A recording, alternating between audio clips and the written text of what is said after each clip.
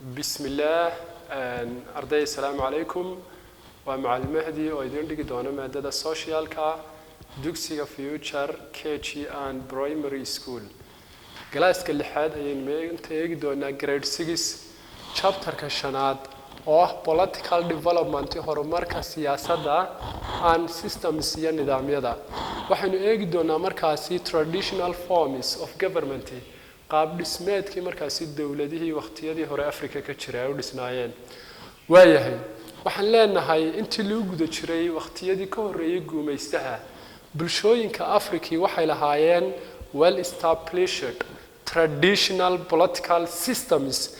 nidaamyo siyaasadeed qadiimiya oo si fiican loo aasaasay bal aynu eegno afar qaybood bay ahaayeen qaybta koowaad waxa weeye kingdoms boqortooyooyin way qaybta labaadna waxay noqonayaan empires maxmiyado iyo chiefdoms iyo councils of elders gole guurti ama ay maamulaan odayaal dhaqameed way waxaan leenahay traditional forms qaab dhismeedkii qadiimiga ahaa ee of government dawladda Afrika ay u samaysan jireen dawladaha waxaan leenahay during ka hor intii lagu guda jiray the pre-colonial period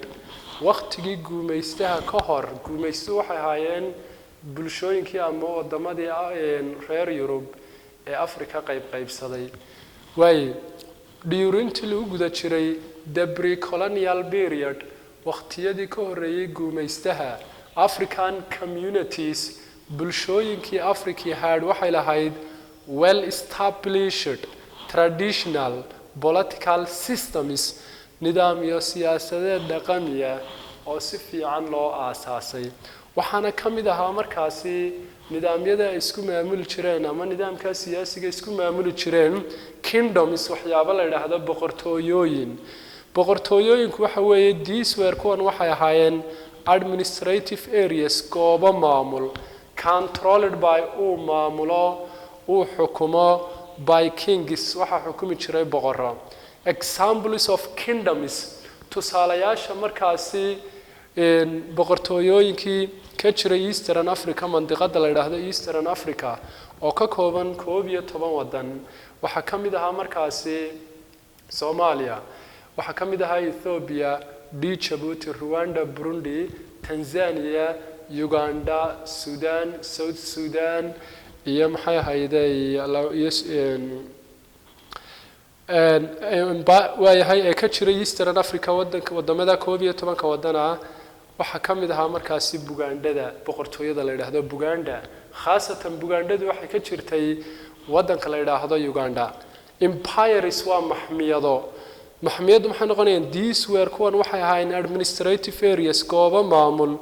which were made up of kuwaas oo ka koobnaa several kingdoms dhowr boqortooyo kan wuxuu ahaa kingdoms Soomaa kings boqorraana maamul jiray empires maxmiyadu waxay ka koobantahay dhowr boqortooyo isku tagay haddaba the ruler waayay ninka maamulaya ama xukumaya of an empire maxmiyada was called waxa loogu yeeri jiray emperor waayahay emperador the Ethiopian for example tusaalahaan wadanka Ethiopia were ruled by waxa maamuli jiray oo xukumi jiray emperor waayahay emperador chiefdoms waa qaybta saddexaad markaasi were areas waxa aan goobaha ruled by xukumo powerful chiefs caaqil ama gudoomiye awood badan for example tusaalahaan the Natemi chiefs ninkii gudoomiye loo oran jiray Natemi oo maamuli jiray markaasi wadanka la yiraahdo Tanzania qayba kamida haddaba councils of elders waa qodobka saddexaad golaha markaasi guurtida communities bulshooyinka that were not ruled by aanu maamulin ama se aanu xukumin kings boqorro aanay xukumin or ama se aanay xukumin